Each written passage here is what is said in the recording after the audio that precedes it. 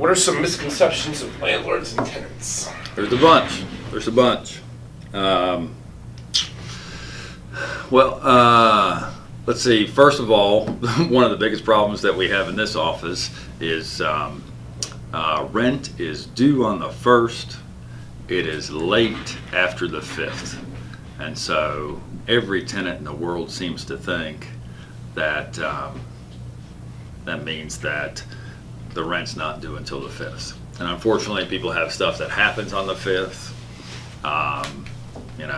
Get a flat tire, car breaks down, kid gets sick, and somehow you don't get here on the 5th, and then you come on the 6th, and then you're all upset that you have a late fee because you were late. And they're like, man, I'm just 12 hours late, or I'm just 24 hours late. No, you're 6 days late. It's due on the 1st. So that's one of the misconceptions, and tenants seem to have a tough time with that. But we have more people pay on the 5th than any day. We do have some clients that actually pay before the 1st, which is wonderful, but not very common. The other thing that is a misconception are pests. You move into a place, it's clean, there's no pests. You've been there for 3 or 4 months, and now if there's roaches or ants or mice, first of all, Chatham County's in the country. We have all those things, but pest eradication is, everyone lives differently. There are different houses, there are different areas of intrusion or whatever, but pest eradication is the responsibility of the tenant. It's not up to the landlord. So that's one misconception tenants have that gets them pretty upset.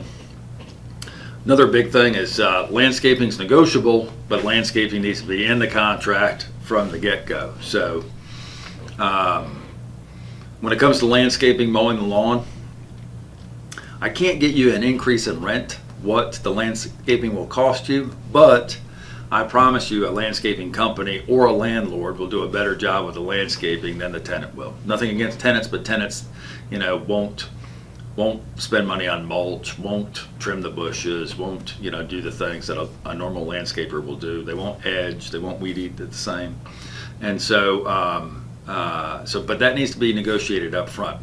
So I can only get you $150, $200 extra if you provide the landscaping, and then it's going to cost you $250 or $300. And you're like, Eric, that's not good economics. But I promise you, it is good economics. First of all, my landscapers know what else is going on at the house. They call and tell me, Eric, there's 5 cars there. They're parking on the septic tank. There's a bunch of cigarette butts off the back porch or whatever. We know the condition of the house, and so that gives us reason to maybe do another inspection. If you go 2 years with a tenant and they're not keeping up with the landscaping, and then we have to redo it, it's probably going to be $2.5, $3 anyways, and that's what you would have spent on the landscaping. So I highly recommend that the landlords take care of the landscaping, but not everybody does that, and understand things are tight. HVAC is a big one. We had an HVAC go out on Labor Day, Monday. It is a holiday. HVAC people need vacations too, and so it's unfortunate when heating or air goes out. It seems like we get many calls Friday evening. If I get a call Friday evening and your heat is out, it's probably going to be Monday or Tuesday before it gets fixed. It's we're just not able to get in touch with them, and the lease stipulates that the landlord has to get that fixed in a reasonable amount of time. A reasonable amount of time depends on the circumstances. Like, I'll tell you right now, if a hurricane comes through and a bunch of HVACs get knocked out, a reasonable amount of time to get an HVAC fixed right now might be 2, 3, or even 4 weeks. The one that went out on Labor Day, we got fixed in less than 48 hours. That's certainly a reasonable amount of time. Of course, the tenant's very upset. They're in a hot house or they're in a cold house, and they want to have it taken care of immediately. If you were a homeowner, you're not going to get it done immediately. I mean, we do the best that we can. Not like that, as a property management company, we deal with so many HVAC companies that they really put us on the top of the list because we give them so much business. They're very, very good to us. But You don't get to. You can call me and cry and whine and say my air is out. I'm going to a nice hotel and I'm charging you. That's not going to happen. I mean, we're I mean, and I get that all the time. But as a tenant, we're going to do a good job. We're going to get it done. Please understand that we're not purposely waiting. Of course, we want you to have a nice, cool, or warm environment, but timely manner is what it says right in the North Carolina contract. The reason why it says timely manner or not a specific, because things change. If we have a cold snap, if it's a bunch of warm days and all of a sudden it's a cold snap, there's a lot of HVACs that aren't going to turn over and do that heat thing right away. So it's going to be really, really busy that week. So timely manner. Other misconception that landlords and tenants have are pets and service animals. Service animals are not pets. A service animal is protected, and as a tenant, you are allowed to have a service animal.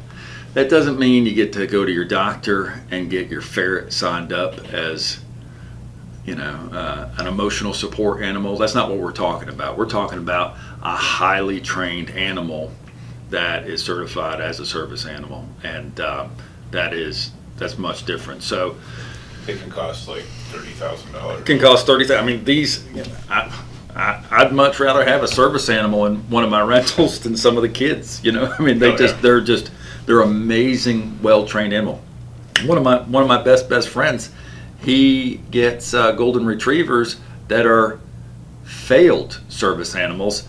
These are the best dogs I've ever seen in my entire life. I can't believe that they failed the program, but that just gives you an idea of how strict the program, the qualification is for the animal. So unfortunately, landlords say no animals whatsoever. Service animal is an exclusion, but you're not going to get a doctor's note so you can have your 3 cats. We're not putting up with that or whatever. So there are some guidelines, differences between pets and service animal. Emotional support may or may not be a service animal, but a service animal, we'll know.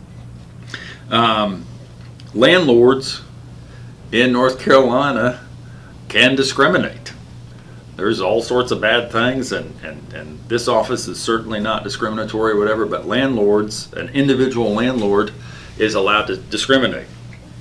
If you come to my firm, if you're dealing with a property management company, as a moral reason, we're not going to discriminate, but also legally we can't discriminate. So you can't come to a property management company and say, I'm not going to rent to these people. We don't do that as a real estate firm, and we don't condone that what other people do. But you need to know that in North Carolina, landlords can discriminate individually. It happens. It's awful and everything.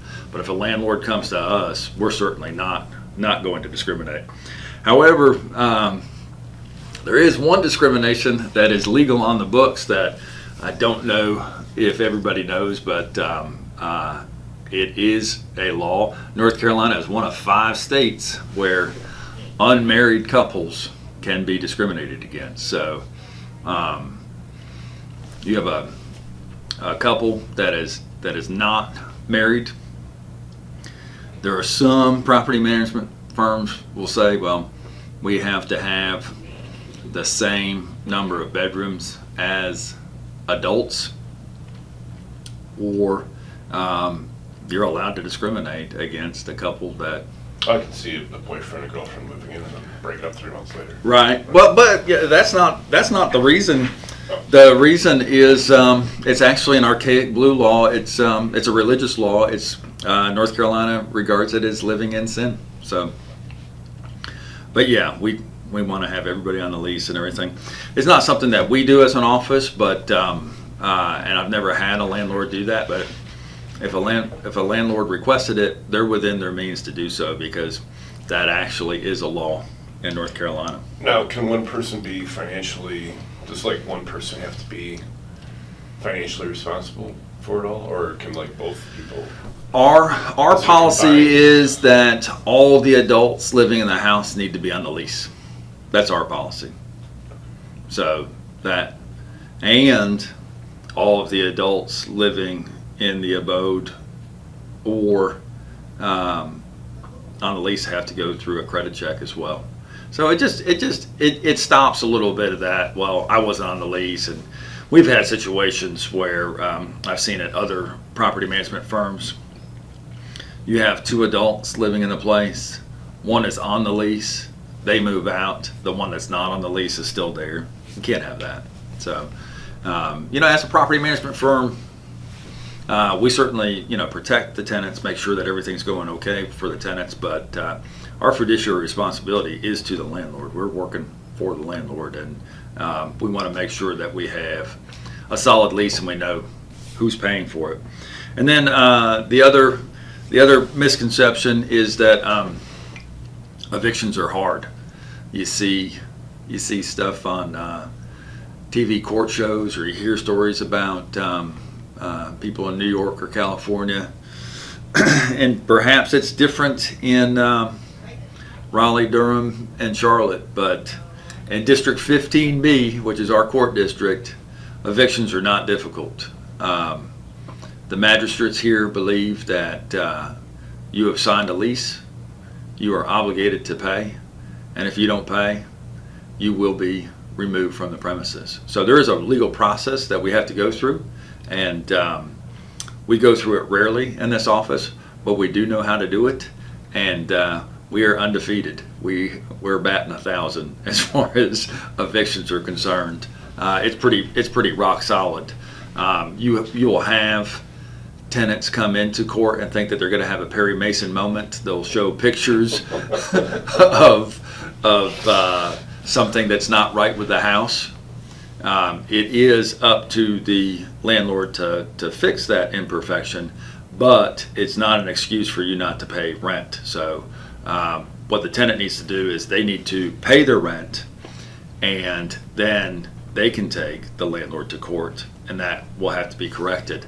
But if you go in there and say, I'm not paying rent because the landlord has done X, Y, and Z, magistrate slams the gavel down and says, pay your rent, you're still out. So some misconceptions as far as landlord and tenants, but I think we've been doing this for a long time, so we're getting it down.